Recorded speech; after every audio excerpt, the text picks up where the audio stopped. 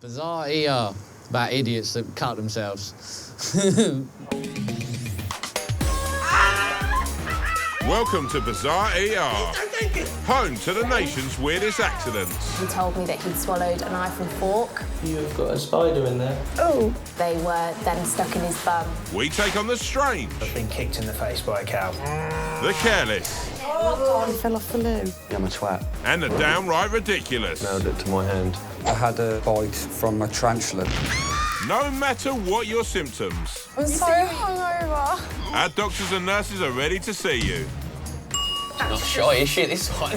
It could well hurt, Oh, my God. but we always get results. Fix me up good and proper. Prepare yourselves Can't even cross my fingers. for some seriously weird medicine. It's only a little prick, probably.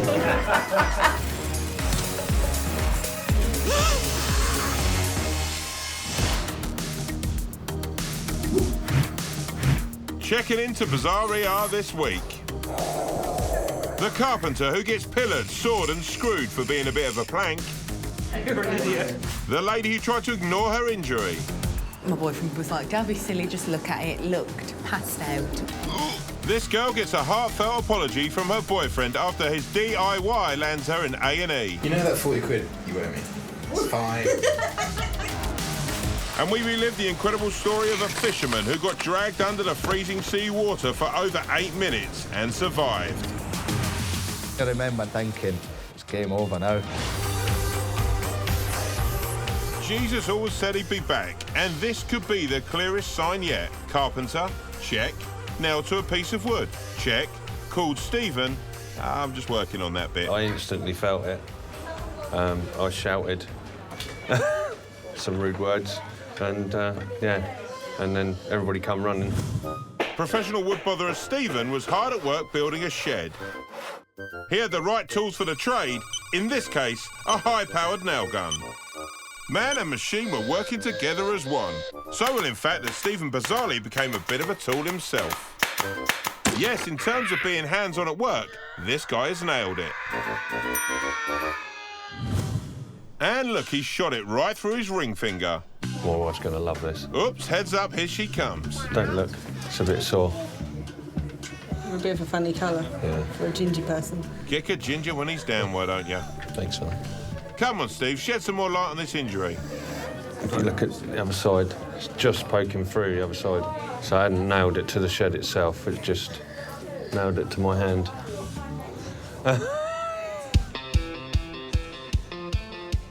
Watch out, everyone, there's a complete plank coming through. I'm pretty sure it's gone through the bone, because I can feel it.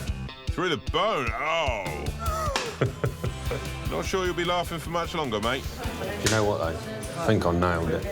It's my job to do the joke, sunshine, and I've actually already done that one. You're an idiot. Just go and have an X-ray.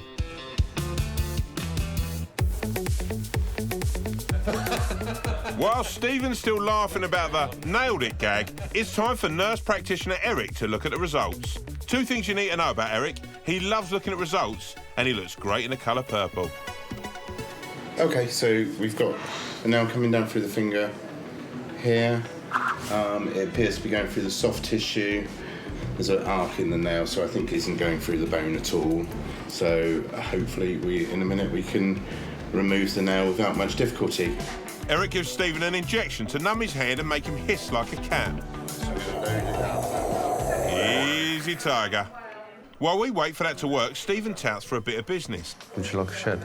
They're handcrafted with lots of blood, sweat, tears and blood. A good range. Have a shed. Well, that went well. To remove the nail, Eric's off to get a tool of the trade, a pair of pliers. Now, where are they? Come on, Eric, that anaesthetic won't last forever. Stop mucking about. They weren't in the right red box. And he's found them. You've nailed it. All right, guys, I think we've all nailed that gag now. While Eric limbers up for some pliers action, let's check out our next patient. We'll pop back later to see if Eric can separate Stephen from his plank of wood.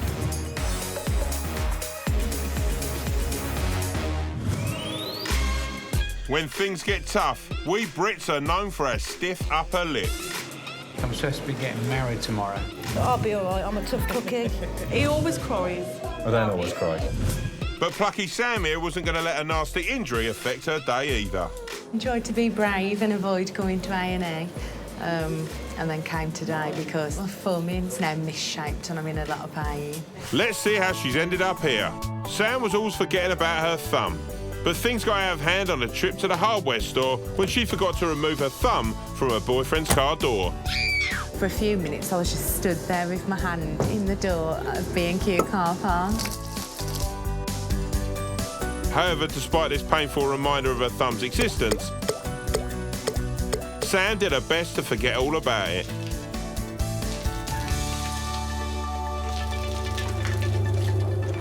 I was trying not to look at it because I knew blood was going to make me be sick, and tried to carry on doing our shopping in B&Q.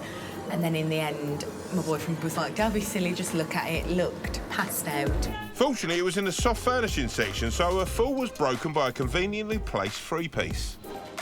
I woke up startled by bright lights, my boyfriend's face in my face, a lady with a first aid bag, a man with a wheelchair, a lady with a glass of water. Oh, sounds like New Year's Eve round my nan's house. Poor thing, she can barely even text. Hang on, she's just sending a message. Takes a while. Any minute now. Oh, no. Just updating her Facebook. Doing a quick selfie now. Get it on Instagram. Ah, there she is. Hello, Samantha. Come this way, Jim. She's got 6 likes already. I mean, 5 of those are from me, though. Am I OK to just put this on? Those sockets are actually for defibrillators, Sam, but, I mean, if you've only got 30% battery, just, go for it. We're going to X-ray this. It might just be soft tissue. It might be there's a little crack there. Yeah. And if there's a little crack there with an open wound like that, you'll need some antibiotics. So you should probably just sort of rest up and, oh, no, just go straight back on Twitter. #meds. I'm going to keep in a few people informed. Maybe you should just use the aubergine emoji. I mean, that does look a bit like a swollen thumb. Just letting my sister and my mum know that I'm still alive. I've still got a thumb for now. Oh, I think she's texting me too. Nah, wishful thinking. It's just someone asking if I've ever taken out PPI. Anyway, let's get Sam into her X-ray. Let me take a seat, Bill. Sam's actually doing very well considering she can't use her phone in there. Her fingers must be itching. Thank you. Here's Nurse Liz, ever the professional, checking the results. Oh, that's not looking good. Samantha's got a fracture to the tip of her distal phalanx on her thumb, right the way across. That's a shame. Best break it to her in a way that she'll understand. I'll text her. OMG, #frowny face. I'm afraid there's a fracture in that thumb. Oh. We'll put that wound to soak in some Ceylon to get it really, really clean for about 10 minutes. I just want to go home. Oh, no, Sam's not enjoying her nail bath. I thought all the ladies loved a manicure. Ah, sad face emoji. There's your appointment, Samantha. I've made it for Wednesday for you. My birthday. Oh, is it? Do you want to change it? It's fine. Oh, dear. Well, at least Liz can give Frap your thumb for you. You're very unlucky that this has happened. I've broke bones, I've gave birth, and I would still rather do all of that than this thumb again. See, I always knew the pain of childbirth was exaggerated. It isn't the end of the world for Sam, though, as she can still use her good thumb for Snapchat. Ridiculous. And her bad thumb to hitch a ride home.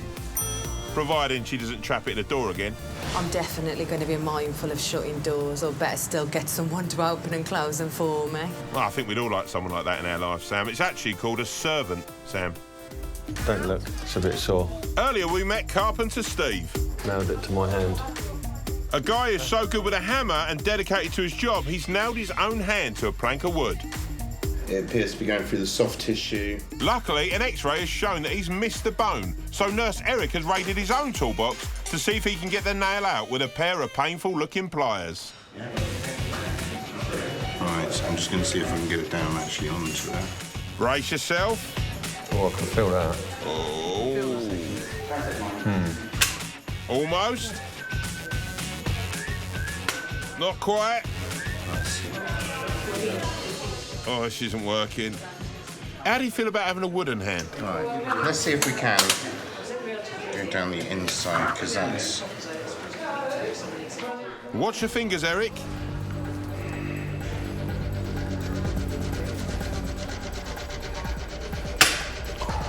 Right. First bit done. First bit done? What's he on about? At least we're off the board now. Yeah. Oh, he's only actually done half the job. The nail's still in there. Right, back to it. Because if they can't get this out, then his entire arm will have to be cut off. Well, that's my guess anyway. Yo, it's almost as if nails were designed specifically to stay put. Hold on. There we go, we're out. Look at that. Stephen is finally free from his plank. That ring has got tight on there. Oh no, what's this? Right. With Stephen's finger swelling up, the ring has to come off. Oh, and his wife looks over the moon about it. Was all of this an elaborate plan to get your wedding ring off, mate? So let me get this straight. So far today, Stephen has been nailed, planked, pillared and scored, and I'll bet once he gets home, he's screwed. It's just one of those things, lack of concentration. And what about the piece of wood? Probably just keep it as a souvenir. Or you could just use it to make a sign, perhaps for the doghouse you'll be sleeping in.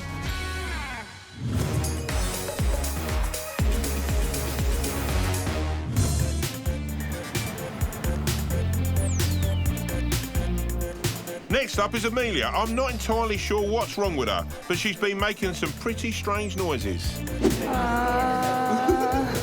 OK, so either Amelia thinks this is the voice, not bizarre AR, or there's something not right here. No, from my mouth like this much. Right, so what's caused Amelia to have such a small pie hole? Amelia had some trouble opening her gob. Each day the gap got smaller. Mouthy things became impossible. Dinner times are a nightmare as she tried to cram soft food into the gap, leaving her hungry. I've got lockjaw. Interestingly, 1 in 4 people from Basingstoke suffer from lockjaw. That's not actually true, but sounds like something that could be. Eating does hurt because it just, I don't know, it just really hurts. Oh, I know the feeling. I had a chomp once and nearly dislocated my jaw. Like chips and stuff, I would just like kind of like push them in. Ah, that's my girl. Tried to eat a Big Mac and that didn't go down too well. I had to like take it apart and like eat it bit by bit. That is great dedication to fast food, Amelia. So what kind of sophisticated method have you found to overcome this lockjaw? Literally been like punching myself in the face. Now, I'm no medical expert, but even I can see that that's not going to make things better. She even asked me to punch her and I was like... Yeah, I was asking everyone to just punch me, like, come on, click it back into place, come on. Look, a fun game for the whole family. Right, let's hope the doctors have a better cure than the Tyson punch yourself back to health school of medicine. Oh, hang on, I am not convinced this guy's taking his Hippocratic oath. Starting to feel really uncomfortable. I'm beginning to piece together in my head now how she got lockjaw. Right, can a real doctor come and get to the bottom of this mystery? Ideally one who's not wearing a backwards baseball cap and shorts. What's happened? I've got like a locked jaw. Awkward. Ask her if she got it, Doc. I can't open my jaw any more than about this. So this wasn't you yawned, your jaw got stuck? Yeah, it feels like we're dancing around the issue we all want to ask. Typically, if you get a young woman coming in with a locked jaw... In Basingstoke, all the clues are aligning. Or the story actually is that they've had a big yawn, so they go, and then their mouth has got stuck in the open position. Come on, Doc, I mean, that's what they tell you. So normally you go in and they're gawping at you like this. I mean, they probably can't believe that you swallowed the yawning story. Someone says locked jaw, the immediate thought is it's dislocated jaw. You've not got that. Within a few minutes of meeting you, actually examining you, I knew that. Yeah, from what I can find online, a solid rule of thumb is anyone who can still eat a Big Mac probably hasn't got a locked jaw. Do you get discharge and soreness in the ear at all? Sometimes, yeah, because I've been having this ear infection. It's been... Which ear? This one. Oh, you don't have anything gross in there, do you? The right ear canal was quite manky, quite red, lots of white chunks. Oh, that's actually put me off my risotto. How on earth did you get such a grubby ear? Did they start you on any antibiotics at all? Drops? Yeah, I had some drops. It certainly is still quite swollen. Are you still using the drops? I use them when I, like, remember to. OK, that's probably why it's still sore. That's like Inspector Morse. Dr. Fryer has pieced together the causes of the problem. It was the eardrops all along, just as I suspected. Well, yeah, sort of. Religiously use the eardrops, see how you get on over the next kind of few days. And there we all were, blaming the boyfriend. Thank you. So it's not locked, thank God, but it's still playing up. So if you ever get prescribed eardrops, take your medicine lying in front of the telly watching Bizarre ER. Oh, I can't wait to get myself a Big Mac again, like a proper Big Mac. Go on, girl, it's important to have priorities. Remember, you can always get them pureed if the drops take too long to work.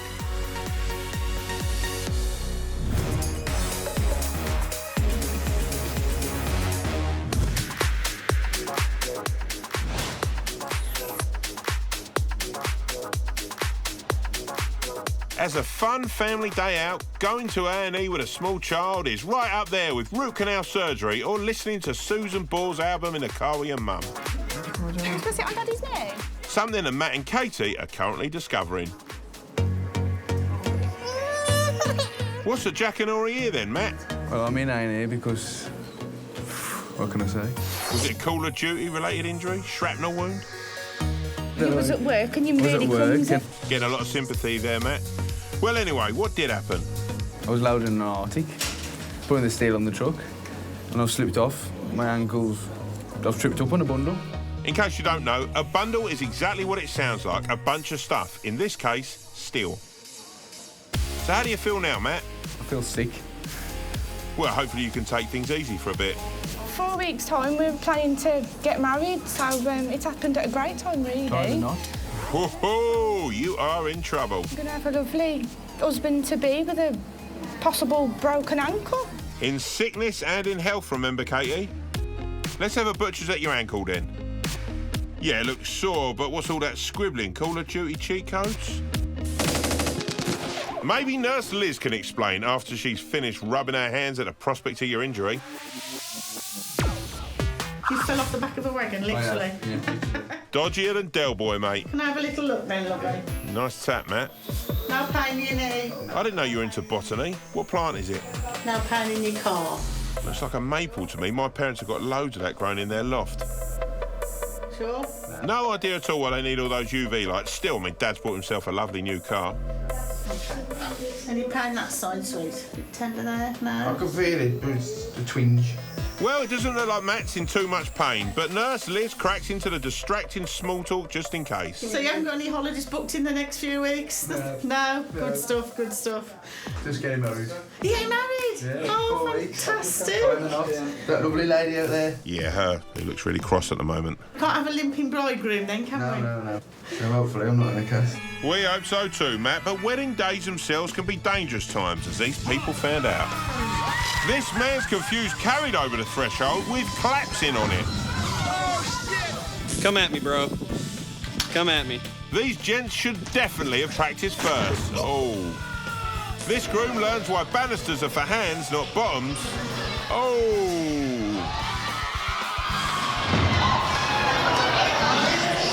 And this wedding party gets swept off their feet. Oh my God! On a day they'll never, ever forget. Back in hospital, it's X-ray time, and Nurse Liz is demonstrating how Matt could be led down the aisle on the big day if necessary. I've learned not to be a hero. Well, I'm not sure if you are a hero, mate. Oh, well, unless you can really save your wedding day. Mr. Matthew Aaron? We're back for his X-ray to see if he can make his fiancée Katie happy again. Just stay there. Just stay there.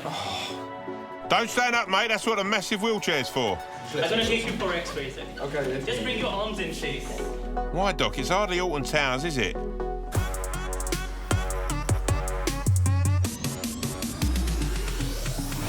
Matt makes it through his X-ray. Is he broke? I can't comment on it. Oh, okay. But the doctor will let you know. And luckily for him and his bride, the news looks good. All's well.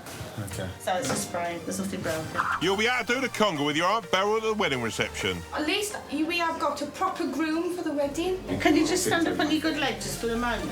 Nurse Liz grabs his crutch and puts him through his paces. And get balanced. You won't be able to rush. That's it. Take it nice and slow. Don't twizzle, Pop. Wise words. You have no idea how dangerous it is to twizzle. You twizzle on the carpet to how you'll fall. Told ya. And with a bit more practice, Matt can finally ditch the L plates and head off to prepare for the nuptials. I am glad that he hasn't broke his ankle when it's And me. just something minor. At least I know that he'll be fitting well for the wedding now, so that's Brilliant. Well, there's still 4 weeks to go, and Matt is doing parkour for his stag do, but I'm sure he'll be fine.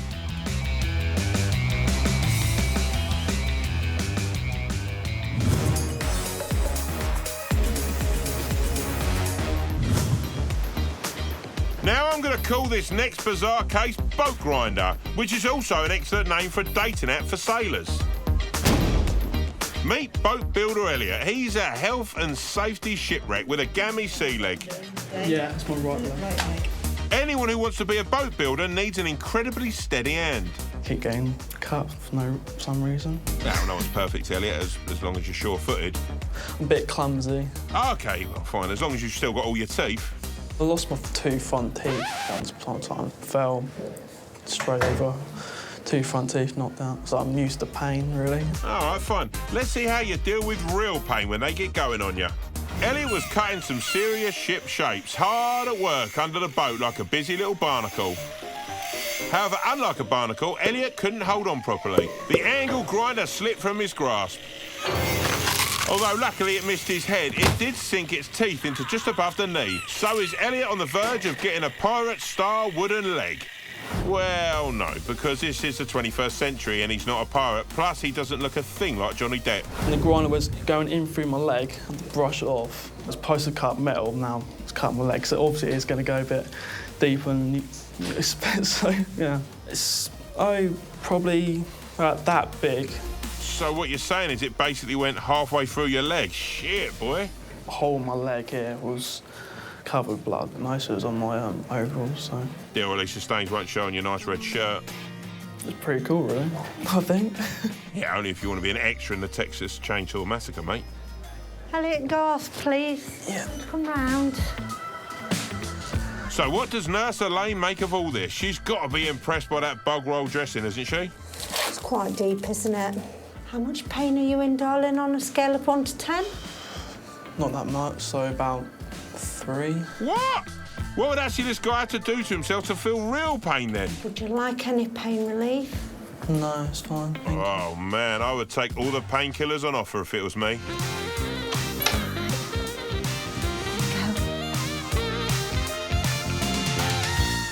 And if you're proud of something, there's only one thing to do, of course. Send pictures to my girlfriend, show how deep it is. Ah, say something romantic like, this is as deep as my love for you.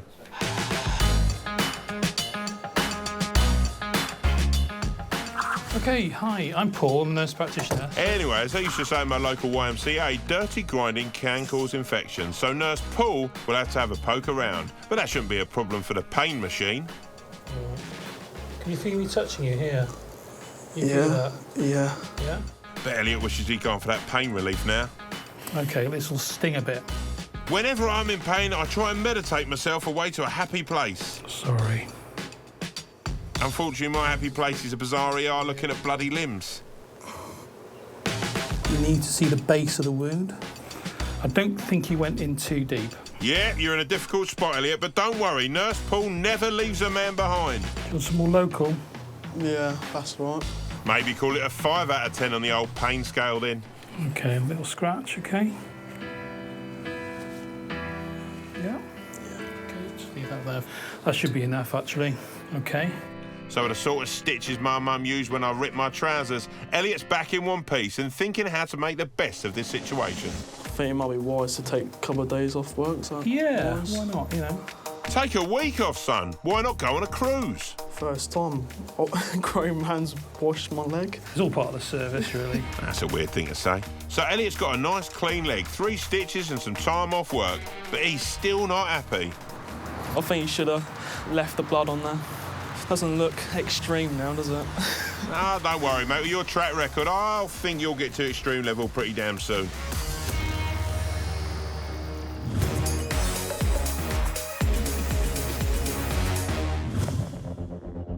Next, we meet the man who is dragged to the bottom of the ICC and incredibly manages to survive. This is Sean, who back in January 2011 nearly drowned in a freak fishing accident when he was plunged 43 metres underwater and held there for 8.5 minutes. Sean had always known that deep-sea fishing was very dangerous, but he also knew it was the life for him. When the weather's good and you're catching, you can't get any better job in the world. On the day of the accident, Sean and his mate Daz were crewing up the Blue Angel with Captain Mark. It was a bone-chillingly cold day in early January. The weather was poor in the morning. We'd actually delayed going out. The crew headed out to some prime crab-catching waters. In the day, we were fishing for brown crab. I try not to think about the dangers too much. All I think about is the money. Daz had the job of feeding crab-catching krills into the water at the stern of the boat, but suddenly one of them jammed. Went to do what I'd done before. I just kind of unjammed it and I get a bit of a kick.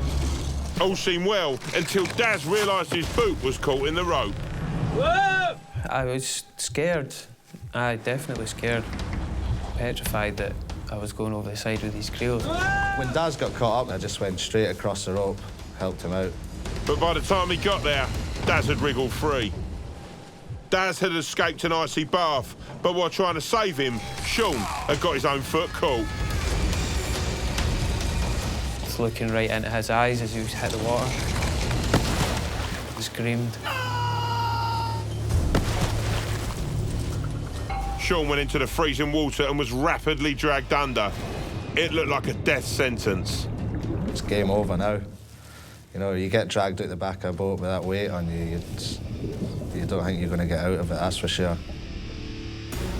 Mark and Daz knew Sean couldn't survive long in the icy water with no air. And I just cut the rope, thinking that Sean was still conscious under the water. Cutting the rope would set Sean free. He had to get that rope off his leg and get back up to the surface to have a chance of living. But Sean didn't come up.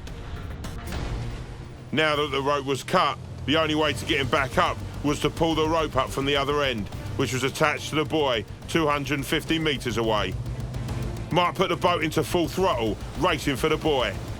Sean was at the other end of the heavy fishing rope, and Daz had to haul 8 crab traps out of the water first.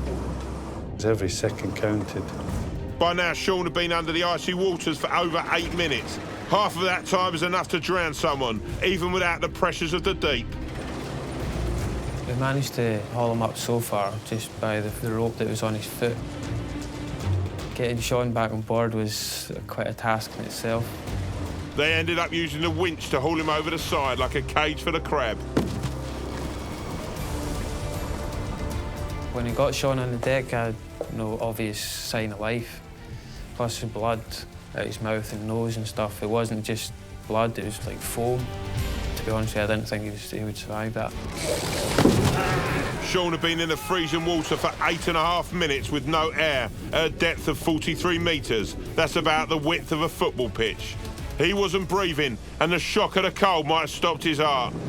Come on, Sean! Worst of all, they're at least 30 minutes from shore, even at the Blue Angel's top speed. You can't help but think, this doesn't look good for this guy. You've just got a corpse lying there. Mark put in a call to the Coast Guard while Daz frantically performed CPR. I've never known anybody to survive that long underwater. It seemed like Sean was dead, but then, a sign of life. While Sean had started breathing on his own, he wasn't out of danger. The lack of oxygen might have damaged his brain, and the cold might have caused hypothermia. Once he'd started breathing, we started steaming for the pier. Once they reached the shore, they were met by the Coast Guard helicopter, and Sean was whisked away to hospital. The thing I remember next was coming round in hospital, lying on the hospital bed, just looking up at the hospital lights, and a nurse of some kind telling me that I'd been involved in a fishing accident. The pressure of the water had collapsed both his lungs, and he was weak and very thirsty, but miraculously, he was alive. He's a very lucky man, but it wasn't a miracle. The water temperature worked for him, and the fact that he must have got adequate CPR on returning to the surface also was a really important factor. The reasons the doctors and stuff gave me for surviving that accident was because of the temperature of the water. The coldness shut my body down. If he hasn't already, he needs to buy his mates a pint. Doctors told Sean he'd be in hospital for months, but within 11 days, he was walking out. And 5 weeks later, he was back at sea on the Blue Angel with his own personal angels. Of course I would have been. Like to have been saved by a mermaid, yeah, definitely. But Mark and Dad's done a fine job anyway, so I can't complain. I mean, with those beards, they're more like mermen. I mean, you can't be fussy about who saves your life. Ah, summertime, a chance not only for the human population to get out and about, but also the insect population. They too need a break from the daily grind of life and swarm to the seaside to gorge on some pasty, tasty Brits. And it seems like Dawn's ham shank here was the main course. Got up this morning and it was really swollen and really itchy. Right, is this your leg we're talking about? Put some cream on, thought nothing else of it. Went into town and then walking around town, this massive bubble appeared. Oh, I don't like the sound of a massive bubble. Right, let's have a look at this while I tuck into this plate of poached eggs. Oh, that's disgusting. It looks like it's about to hatch something. There's a small one just round the back as well, but I think that actually burst. You know what, that's more poached leg than poached egg. You put me right off my supper. Dawn's jovial daughters have a theory on how a pustule came to resemble a freakily submerged apricot. Maybe it's because you put out-of-date cream on it. It's very out of date. How out of date? Pre-Raphaelite, Bronze Age, I mean the 90s? 2008. That's worse than I was going to exaggerate. The girls could sit around laughing about this revelation all day, but it's time to see Nurse Shane and plan how to deflate Dawn's ballooning blister. Is it painful? It is when I'm walking or it's throbbing a bit. But are you going to pop it? We get the dressing and see how tense it is. Right. It might pop because of the dressing going on anyway. So you're not going to pop it? Oh, go on, it'd be like playing with a massive bit of bubble wrap. And we all know how much fun that is. It was very tempting to, and it seems the natural thing to do. But actually, by popping it, you would be breaching the skin integrity, so you'd be making a hole for infection to get in. Sport. How about this prehistoric bite cream? Could using the out-of-date cream made it any worse? I don't think using the out-of-date cream would have made it worse, but it wouldn't have made it better. Take heed, folks, best to avoid out-of-date cream, especially on orange jelly.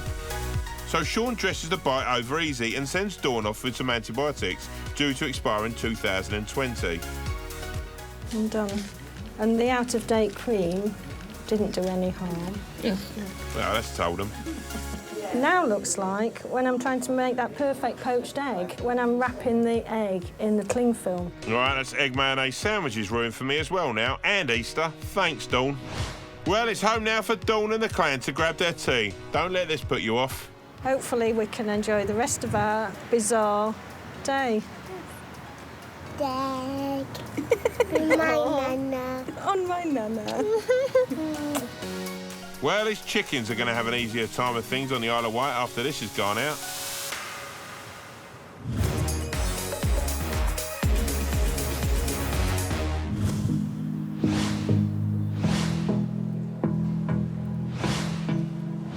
When you're off to A&E, it's great to have your other half there to get you through it.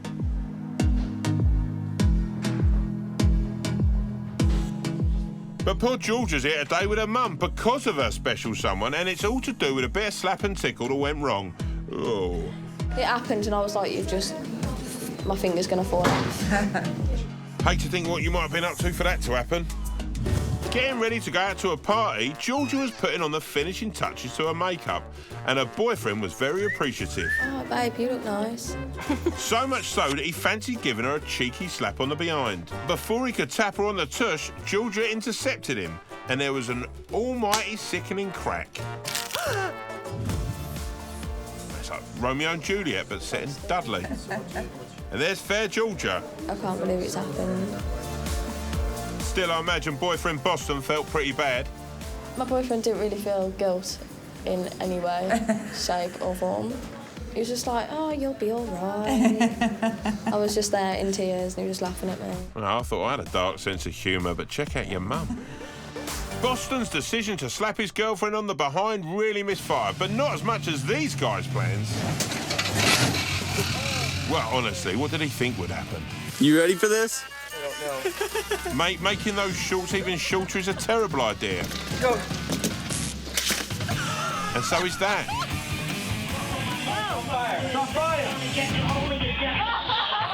A better drinking age for this guy would have been never. It's stand on the right, not slide on the left. Looks like the only ticket he's got is to A&E. But back to Georgia and a hilarious injury. It wasn't funny. Tell that to your mum. Georgia's really accident prone anyway, you see.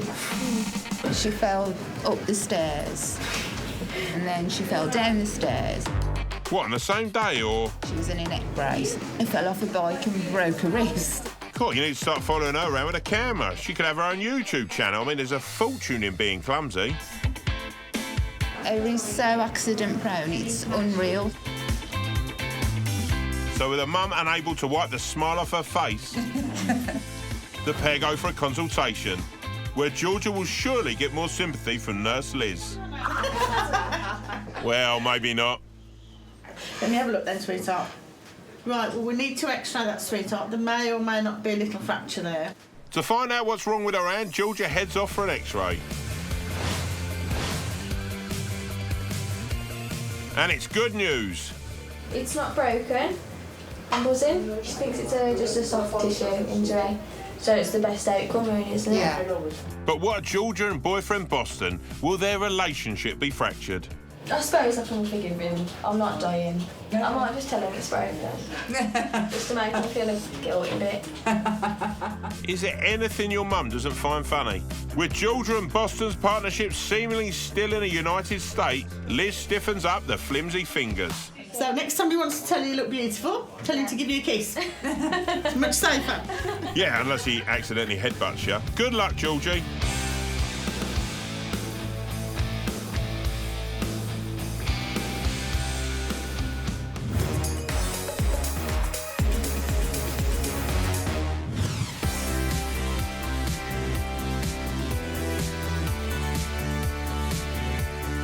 Most of us mere mortals go through our lives trying to keep any medical mishaps to a minimum, with as few visits to A&E as possible. However, our next patient, Leslie, is so used to these hospital walls, she may as well take out a season ticket. I've been in hospital for back spasms, a couple of driving incidents, fell over coffee tables, I broke my toes, fractured my ankle. I think that's about it. Wow, and this time she's here after catching something dangerous that belonged to her partner. I was waiting for the day it'd fall down. What fell down? Cue animation, folks. Leslie's partner, Owen, is a complete DIY whiz around the house, or so he thought. He also thought it would be a great idea to hang a dartboard on the back of a door. When Leslie totally unexpectedly had to use a door for some reason... My partner put the dartboard up for his throwing noise. Surprised you got any fingers left at all, Leslie? Wake up this morning, my finger's still throbbing and it's got blacker and blacker. I can't even bend my finger, so I think it's broken. Well, an X-ray will give us some answers, as will a rather guilty-looking Owen, who receives a grilling from Nurse Charlotte. Is it your dartboard? It's not a difficult question. Yes, it Guilty. is. Guilty as charged. So let's take a look at the hand, or as it will now be known, Exhibit A. You've got a nice little bit of bruising under the nail there. Oh, it's not nice, it's bloody nasty. This is your X-ray. So you've broken the tip. I'm so sorry. You will be, Owen, you will be. The thing with injuries like this is that they swell and swell and swell. The pressure really builds up behind your nail and it gets really quite painful and it drops. Yeah. Yeah. That's it, make sure Owen feels really bad. What we can do is we can make a little hole through the nail, What, with a dart? which will drain out some of that blood that's causing all of that bruising there. Even I can tell Leslie is thinking, no way, Jose. I'd rather suffer the pain than a needle. Perhaps Marilyn can hit the bullseye and convince her. The moment that pressure's released, it's pain-free. It feels better. I promise you, it'll feel absolutely better. The smell is like burning hair. Well, that would seal the deal for me. I love the smell of singed follicles. Do you want some gas? Yeah. You do that. I'm not looking forward to this. We do it all the time. And I've done it to myself. You what? You need to get out more. A little bit guilty. Yeah, Leslie doesn't even play darts or throw knives. I've seen this done before. I know what's to come. Oh, I know what's to come, my son. A night on the sofa for you. Feeling lightheaded yet? A little bit. Right, Leslie, it's time to step up to the hockey. Let's play darts. And carry on sucking on that. No need to look so scared, Owen. It's not as if your finger's getting a hot poking. Ow! So the painful bit is done, and Owen is desperate for forgiveness. You know that 40 quid you owe me? It's fine. It's fine. Oh, cheers, Owen. I know which finger I'd be showing you. So with the medieval bloodletting done, Leslie is happy to head home on one condition. Me not doing any DIY ever again. Well, you can, but as long as it's not on the doors. Or in the house. Or the wall. Or the garden, because I won't be anywhere near it.